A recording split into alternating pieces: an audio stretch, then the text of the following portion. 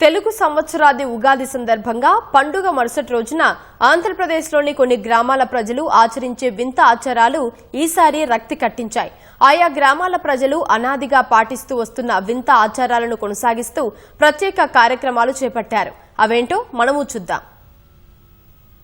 కర్నూలు జిల్లా కల్లూరులో ఉగాది ఉత్సవాలు వైభవంగా జరుగుతున్నాయి. చౌడేశ్వరీదేవి దేవాలయం చుట్టూ బురదలో ఎద్దుల బండ్లు తిప్పారు. రజకులు గాడిదలతో ఊరేగింపుగా వచ్చి దేవాలయం చుట్టూ ప్రదర్శనలు చేశారు. ఈ ఉత్సవాలను తిలకించేందుకు భక్తులు పెద్ద సంఖ్యలో తరలివచ్చారు. ఉగాది సందర్భంగా ఆలయం చుట్టూ బురద నీరు ఏర్పాటు చేసి వాటిలో ఎద్దులు గాడిద బండ్లను ఊరేగించడం ఇక్కడి ప్రత్యేక సంప్రదాయం. కర్నూలుతో పాటు పరిసర ప్రాంతాల నుంచి పెద్ద సంఖ్యలో భారీగా భక్తులొచ్చి అమ్మవారిని దర్శించుకుంటారు. బురదలో ఎడ్ల బండ్లు గాడిదలతో ఊరేగింపులను ఆసక్తిగా తిలకిస్తారు.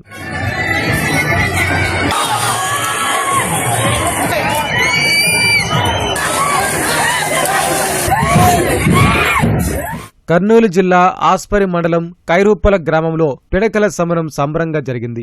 ఈ పిడకల సమరాన్ని చూసేందుకు కర్ణాటక, మహారాష్ట్ర నుంచి జనం భారీగా తరలివచ్చారు. వీరభద్రస్వామి భద్రకాళి ప్రేమాయణంలో తలెత్తిన ఓ చిన్న వివాదానికి గుర్తుగా ఈ పిడకల సమరాన్ని జరుపుకుంటారు. ఈ సందర్భంగా ఆలయంలో ప్రత్యేక పూజలు నిర్వహించారు. సమీప గ్రామాలైన పుప్పాలదొడ్డి, చెన్నంపల్లి, వెంగళాయదొడ్డి, కారుమంచి, కలపరి, వలగొండ, పుటకలమర్రి, యాటకల్లు ప్రజలు వేడుకల్లో పాల్గొన్నారు. వీరు రెండు వర్గాలుగా విడిపోయి పరస్పరం పిడకలు విసురుకున్నారు. పిడకల సమరంలో 36 మంది స్వల్పంగా గాయపడ్డారు.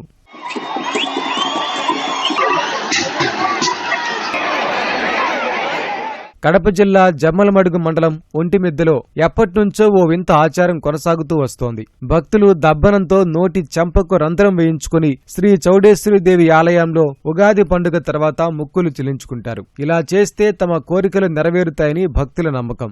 జమ్మలమడుగు నుంచే కాకుండా ఇతర ప్రాంతాల్లో ఉన్న బంధువులు, స్నేహితులు ఇచ్చేసి అమ్మవారికి బోనాలు, చల్లా సమర్పించుకుని ప్రత్యేక పూజలు చేశారు.